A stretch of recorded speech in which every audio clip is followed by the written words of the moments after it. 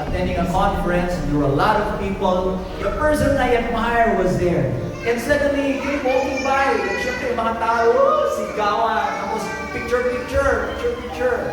And then suddenly, in the midst of all these people, tumalikod siya and sabi niya, "Hey, Chris." Oh.